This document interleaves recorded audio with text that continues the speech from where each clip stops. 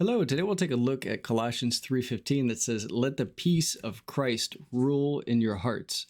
What's important to understand just from the first part of this verse is that the peace of Christ is something that we have to allow to rule in our hearts over top of everything else, all of my anger, anxieties, fears, troubles, sorrows, whatever might be there.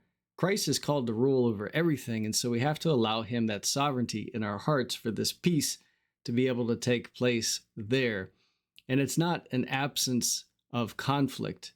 It is happening in spite of the conflict that he is ruling there in our hearts. In the next verse, Paul mentions, "Let the word of Christ richly dwell within you." And this is part of the key for being able to experience the peace of Christ, is remembering the words of Christ to find that peace. 1 Peter 3:13 mentions this, "Who is there to harm you if you prove zealous for what is good? But even if you should suffer for the sake of righteousness, you are blessed. And do not fear their intimidation, and do not be troubled, but sanctify Christ as Lord in your hearts." So again, this idea of allowing Christ's peace to rule in our hearts means setting him apart from everything else that's happening inside of me. The fears, the anxieties, the troubles, once again, that I'm able to distinguish Christ's lordship over top of all of those other things, his sovereignty, his power, and my salvation in him for all things. And that's where we find the peace of Christ able to operate effectively, even in the midst of suffering and trouble. In John 16:33, Jesus says, "These things I have spoken to you, so that in me you may have peace.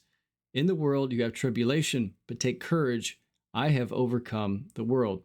So again, I can't allow Christ's peace to rule in my heart over everything else if I don't recognize him as Lord of my own life and the whole world around me, and recognize that even he's allowing things to happen that I wouldn't prefer for my own good, for his glory ultimately. And I need to be able to keep that in mind and his words in my heart in order to keep the peace that he promises us.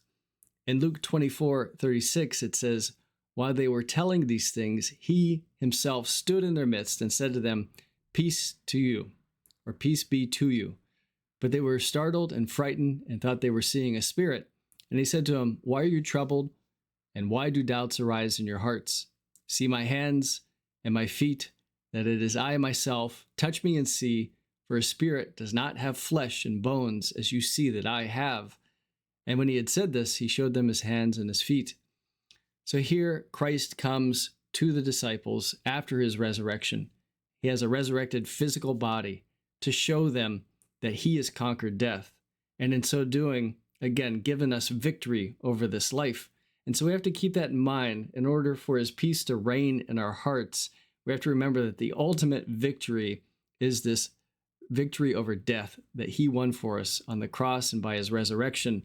We've received that by God's gift to us through faith in Christ himself.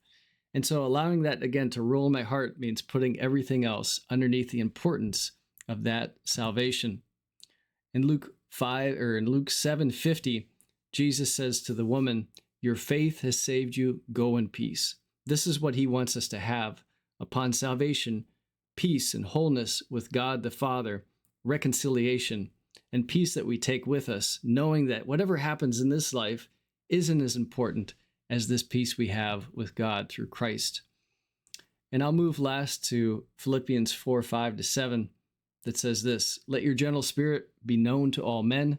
The Lord is near. Be anxious for nothing, but in everything by prayer and supplication with thanksgiving, let your requests be made known to God. And the peace of God, which surpasses all comprehension, will guard your hearts and your minds in Christ Jesus." Take care.